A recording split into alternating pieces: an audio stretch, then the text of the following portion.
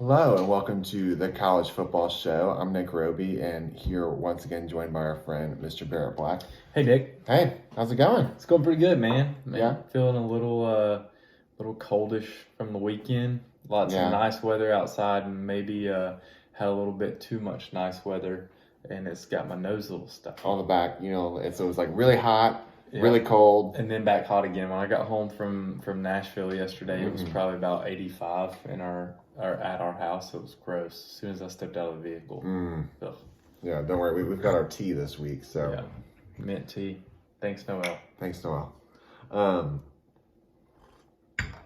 feel like you can't have a talk show unless you have some kind of mug. And That's true. it's like they always have it. Whether they It's drink out of usually it. in the morning. It is usually in the morning, but I've even noticed like any type of other thing they have something Yeah, that's in true. there. It's Probably pretty just fun. drinking water from it.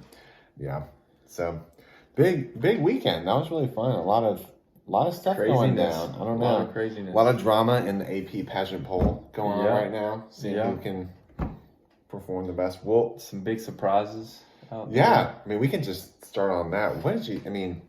Wisconsin. Like, what are you doing? Man, I think they took the rat poison, as Nick Saban might say, Drink the- they were listening to the media talking about, how good they were.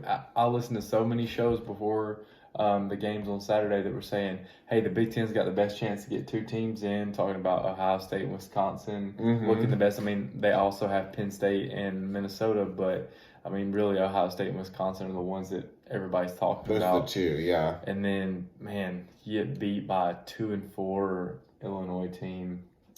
Ooh, And it's Illinois. yeah. I mean, no disrespect, but it's like they haven't had a strong program They're not in a long known. time. Yeah, they're not known for really being studs out there. I heard, so Wisconsin was a 31-point favorite on the road. Mm-hmm. I heard it was the biggest loss by spread in the Big Ten in more than 25 years. Wow. Like, that's how big this was.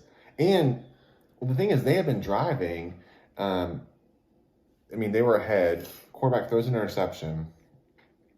And then Illinois has their kicker. And it's like a decently long field goal. Yeah, What was it?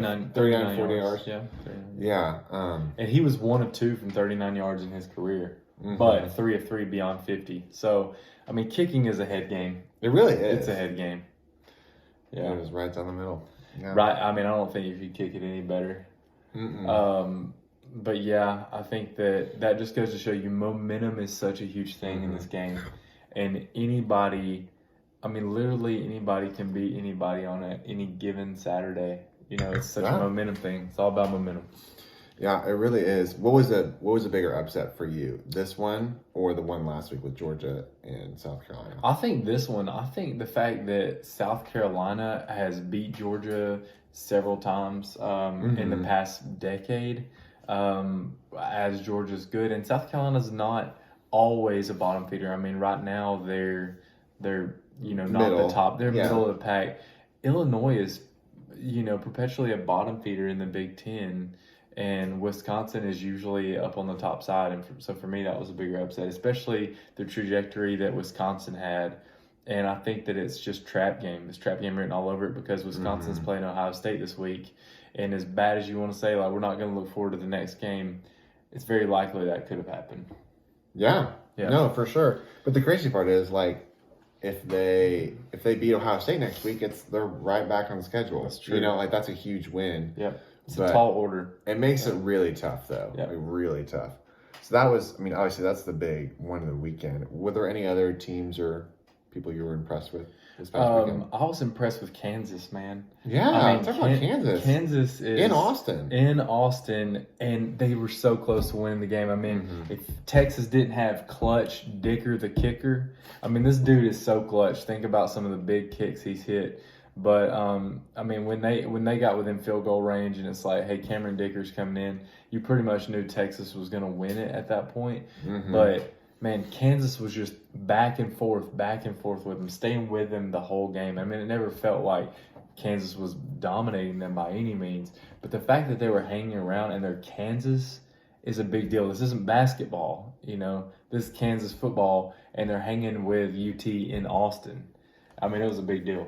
Great job by Les Miles. Yeah, I mean, and they were like, what, 2-4 before this game. Yeah. But them them and Louisville. We'll get to Miami in a little bit, but just it shows you what culture change can do. Mm-hmm. Like just switching a quarterback and having coach. I'm sorry, and having that belief. I mean, Satterfield coached at App State before, and less miles is less miles. But it just shows that what that belief, just that little bit, can really do. Yeah, because they were this close to beating Texas in Austin. Yeah, you know, so, that would have been a huge upset. So I mean, I wouldn't be shocked if in the next few years Kansas is maybe not the best team, but they're making a push to be a 500 team, maybe be 500, maybe and just a threat, game. you know, a threat in the Big 12 for sure.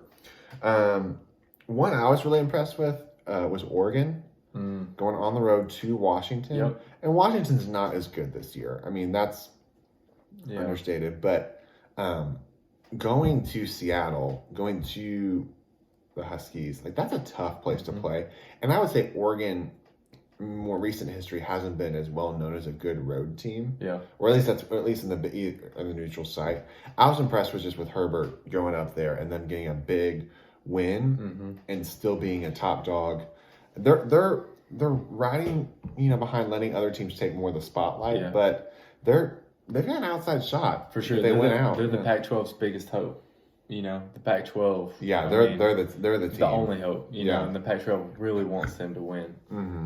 I thought also BYU with their upset. Now I'm blanking right now. Good as Boise State. So BYU beats Boise State. Boise State being like your that UCF type team where it's like, okay, this is the best Group of 5 team. Do they have an outside shot at the playoff? And then BYU, who's played great against good teams all year, comes in and upsets them. I mean, that was a big deal. So, good job at BYU. Yeah, it's a tough place, mate. They're a big one. I mean, we got all these Group of 5 teams. I mean, Boise State is still ranked. Yeah. But you got like teams like SMU is 6-7-0. They have a big game against Memphis this week, so we'll see if they can. That's a big carry one. It on. Yeah, they've got a big one this week, and App State is 6-0. Better watch out. Listen, I'm telling you, don't schedule App State. Yeah. I think they'll finally stop doing it, but that was a big one. Let's see. Another big one I had was Vandy. Yes. I mean, they secretly kind of snuck in and beating Missouri at home. I mean, that's a big win. That was a big deal. I have that game on my disappointment side. Okay. Another team, Come on, Missouri. What are you doing? You were in the driver's seat in the East, controlling your own destiny. I know you haven't played any great teams yet, but you got Kelly Bryant. After that was Wyoming lost. That was pretty embarrassing at the beginning of the year. Looked really great against West Virginia and the SEC teams you've played so far. And then you go into Vanderbilt, who, should be a pretty easy win for you. And you just couldn't do anything, That just disappoints me. Yeah, it was a weird one. And so with the ban that Missouri has, they could have still gone to the SEC championship game. They just couldn't go to the bowl game. Correct. Is that how that works? Yeah, they can still go to the SEC championship game. They can still go to that. Okay, that makes sense. I mean, that just the East just feels weird. It is now. It just feels like it's more and more. I mean, that's how the Coastal is in the ACC, but I guess you would say Florida and Georgia still. Florida, Georgia, but it feels like Florida is the team in the East, right? If you're going to have to power rank them. Yeah, I think I would still. I don't know. Florida and Georgia for me are neck and neck. I can't say one above the other. Well, and then they play in 2 weeks. They play in 2 weeks. Yeah. So that's really that feels honestly for me what decides the East is in 2 weeks. That's who's going for sure. Let's see another disappointing one. I mean, we talked about Wisconsin. I mean, I guess Texas a little bit. I had just because honestly, when one team plays really well, another team doesn't play as well, and Texas won. Yeah. But I think just if you're back, you can't struggle with Kansas. I mean, that's just I'm gonna leave it at that. But, very true. So I think there's just more steps to go. Yeah. With them, another one I had was Georgia. Just to keep going. That's what I was about to say. And my thing is I get it was raining super hard, but also this is Kentucky, and It's not last year's Kentucky. And they're having to reload what they've had. They injured their quarterback. They're playing a wide receiver who played a quarterback in college. I mean, in high school. I mean, he's talented, but he did not go on scholarship to play quarterback. Yeah. You know, and it was 21-0. So, but it just felt like they struggled with. They didn't score until late in the third quarter. I mean, it was a 0-0 game halfway through the third quarter. That was just like, you've got one of the best running backs and best quarterbacks in the nation, and you can't put up any points on Kentucky. It makes the fans wonder probably, hey, what's going on here? You know, we were supposed to be a top 4 team. What's going on here? So. Yeah, it's just the struggles. I think it feels like a lingering effect too of the game last week. So hopefully they can right the ship, because we really want that game with Florida to be a bigger matchup. Anything else you want to talk about with these? No. Okay. I guess another one we can just mention really quickly is Virginia Tech beat UNC 43-41, but in 6 overtimes. So just recently instated, there was a new rule that we were talking about a little bit before the show, where after, is it the 5th overtime? It's starting with the 5th overtime. They go back and forth with one play from the 3-yard line, essentially a 2-point conversion, back and forth. So it's kind of like people have been comparing it to penalty kicks. Yeah. You know, you get one chance to score, and if your opponent doesn't score and you score, you win. My opinion is, I'd love to see that start as soon as the 3rd overtime. You know, you get 2 overtimes, meaning each team gets a chance to start. You know, so the first overtime, the one team goes first, and the other team gets a chance, and then the second overtime is flip flop. Then starting with the 3rd overtime, I think you should have to do the 2-point conversion thing. Our games are lasting way too long. Yeah, they're lasting very long. I almost wondered too. So I don't know. Yeah, after the 3rd one, I almost wondered too if you could like play like kind of like a shorter 5th overtime period. Yeah, that's it's like very people, short, and like let them play kinda, it, and then if you don't have something after that, you just go to the penalty. Yeah, and the penalty kicks, that style of sudden death type of style, and then basically just to get a winner, because you just don't want ties anymore. I feel like we in college football, you just don't want ties. It makes it hard. So that was just interesting. And Virginia Tech is sneaky, moving up the rankings a little bit. Who knows? The Coastal is a coin flip. We have no idea. You just watch out for Pittsburgh too. They're another one, but it's gonna be weird. I don't even know, and I'm more ACC guy anyway. But we can talk about. I guess let's talk about our games for a little bit. Yeah, sure. What were your thoughts? I mean, you played Tennessee at home. What were your kind of thoughts from the game? So, I mean, obviously, again, it's crazy what momentum can do. Alabama came out hot. Big plays, went right down the field. The first 2 possessions, scored the first possession. Tua throws an interception on the second possession at the goal line. I mean, we started that on the 2, and he throws the interception. And then they went down and scored, but we quickly scored again. I mean, everything was looking good. Then Tua gets hurt, and that's when you start getting nervous, because Mac Jones, the backup, he just hasn't had a lot of playing time, and the game plan was not put together for Mac Jones. He looked very rough coming into the game, like real rusty. You can tell. I mean, he hasn't had a lot of playing time. He's played mop-up duty, and he usually doesn't get to throw that many passes. He's built very differently than Tua. He's right-handed to his left-handed. The line has to start blocking differently, thinking a little bit differently. His first several throws did not come close to making it to the receiver. I mean, they were bounce passes, and you could just tell it was like, oh, man, what's going on here? Meanwhile, Tennessee is still able to move the ball a little bit. Granted, they only had 200-something yards, so the defense really stepped up. But, I mean, Mac just wasn't ready this game. However, there's promise. Mac Jones was a 4-star quarterback coming out of high school. I watched his films like all day today, just trying to catch up with the type of player he really is, because, I mean, I haven't got to see outside of outside of what I got to see, in a few mop-up duties. But thinking about Jake Coker and how he took us to the national championship in 2015, I wouldn't be surprised if this week for the Arkansas game, something more like a Jake Coker style offense. Granted, we had Derrick Henry at the time, and we just don't have Derrick Henry now.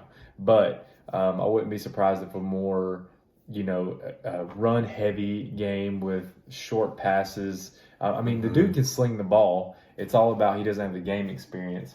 But really hoping Tua is back and healthy for LSU. It's hard to say. And you never want to see your best player get hurt. Number one, it kills his Heisman chances if he doesn't make it back for LSU at least. He can probably afford to miss this one game, but if you don't make it back for LSU where you have a chance to get that Heisman moment, it's probably ruined that. And then again, you don't want to play the best team on your schedule and not have your full squad there. I hate that for LSU too. You don't want to say, hey, we beat Bama and they didn't have Tua in the game. You want to be able to beat them. That's like the first asterisk. That You want to be able to beat them with their best players. So if they were going to beat us, they want to beat us with our best players in the game. And so I want to see our best players on the field against LSU. That number 1 versus number 2 matchup, it's not going to be the same if Tua is not in the game. Yeah. It's going to feel kind of weak. It'd be like playing Clemson with Chase Bryce. Us against you guys with Chase Bryce. It's just different. Yeah. I get you. Yeah, that'll be really interesting. I guess that's the interesting part because Najee Harris feels like he's a good back. You're definitely a pass first offense with Tua. I think you're right. It does feel like, especially with Arkansas. Honestly, you're not as worried about Arkansas. No. What you're worried about is the rhythm of the offense and how the team looks going into LSU and down the road. Because hearing with Tua is he had the operation kind of done on his ankle to really kind of help brace it. But it doesn't mean he's going to be back in 2 weeks, though. Hopefully he'll be able to get enough playing time to be able to go. Yeah. But you want to be able to work on stuff in case he's not, and that Mac Jones feels confident in what he's doing. I feels like it's going to be a lot of runs, a lot of quick slants, quick bubble screen type of style. Just like, hey, let's get our playmakers into space, and then let's go from there. And that's the great. The good thing is we still have tons of playmakers. The playmakers are all still there. Yeah. They're there. It's just he was so fresh and green and kind of shoved in there on Saturday night that he couldn't get the ball to him. So I'm hoping this week that it's really they start to get used to each other a lot more. I know it's only 1 week, but we've seen backups come in before and really step up to the plate and say, hey, I can handle the load when I need to. And he's a really smart guy from what I read. So he seems like the guy that can kind of step up and say, hey, I can fulfill this role for a couple weeks. Yeah. So how about Clemson? What did you think about the Louisville game? There's a lot of thoughts. So to start off, Louisville is just a weird place to play in general. It's never, I would say, the games always have a little bit of an interesting vibe, other than last year. Last year, they weren't very good. No. But the past few years, especially with Lamar Jackson, they've been tough places to play, especially on the road. So you you don't feel as nervous going into it, but the offense just hasn't been clicking, and we end up winning 45-10. Yeah. The defense played outstanding. I don't think that gets talked about enough. How much Brent Venables reloads, changes up the defense. We're definitely more back 7 heavy. Isaiah Simmons is crazy good. He's so fast. He's 6'4", 6'5", can run like a wide receiver and just gang tackle people. And is he a safety or is he a cornerback?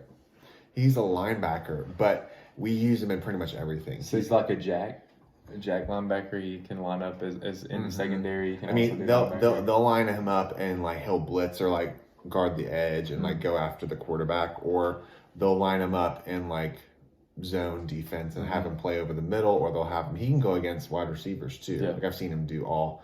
He's just kind of a one kind of utility guy who can really fit everything and play it well too. So the Louisville offense was just not doing anything.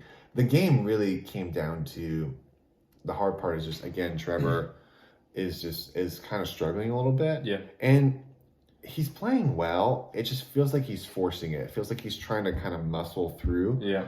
Two interceptions in the end zone, right? Yeah. So last year it came so easy, and there was Mm-hmm. like no expectations on him. It was like he's the freshman. And he's just like, we've got all these upperclassmen. Mm-hmm. The defensive line, they're taking the brunt of like the attention. Yep. And he's just like the new guy, just has to get it out in space and let them kind of do everything. And this year he's the big one of the big leaders in the team, and he's handling it. It's just, it feels like he's used to. I guess we just also have to remember in high school he didn't really lose that much. Mm-hmm. He's used to making all these throws. Yeah, this is like some of the first time he's really had some adversity of like, hey, I can't just throw the ball wherever I want to, whenever I want to, because he's used to just forcing balls. Yeah, I mean, there are times when he should have taken the check down or should have taken balls over the middle. His first interception, Amari Rogers, who is still coming back from his big injury, he like kind of drifted in his route across the middle and let the safety kind of jump in front. Yeah. And the other one, Trevor forced it, and he's just forcing the ball. Yeah. And I mean, they score right before halftime, and he throws a big ball up for grabs, and Justin Ross is just a beast. Yeah. And so it's there. I think what's also happening too is we don't have Hunter Renfrow or like a strong tight end. So there's no middle of the field presence, and teams are like pushing on the outside, and he just wants these big plays, and there's just it's just kind of this frustration. And I think the team's fine, but that's what it is he's kind of forcing the ball and trying to prove that he can do all these things. Yeah. Just trying to just prove that he's out there, or just feeling a pressure too. So luckily we have some games upcoming where he can really get it right. We're playing BC, which is they're pretty average. So it's more about like, how does the team look with it? So along with that, I mean, what were your thoughts about the AP poll? Because that's kind of like riding off that. It's an up and down, because at first it's frustrating. Yeah. And then after that, you're like, okay, I see what people are saying, but also it feels a little bit more like a pageant right now, if I'm being honest. It feels like Clemson just doesn't look pretty in like how the offense looks. But they're still 7-0, and it's like, at what level? And they're still dominating the teams. And they're still dominating. Yeah. Like, we won 45-10. Exactly. It's not like we like barely won. Like the UNC game, I get. Like I'm not like knocking that. It just feels like we're not looking the way that they want us to look. Yeah. Like Trevor's not in the Heisman race because he doesn't have these crazy stats right now, because we take him out after halftime. And there's just stuff like that. But we've played like top teams. We've played Texas A&M. We've beaten everybody on the schedule, and other than the UNC game, we haven't really looked that bad either. Yeah. We have not played enough. We've played Power 5 teams the whole time so far. We haven't played any of like cupcake games yet so far. So, I mean, my thing is like, if you're going to put LSU above Clemson, you put them above Alabama. Yep. Because honestly, we have similar schedules, similar feels to it as well. And the reason why you would put LSU above Clemson, you should put them above Alabama. It doesn't feel like you can't do one or the other for me.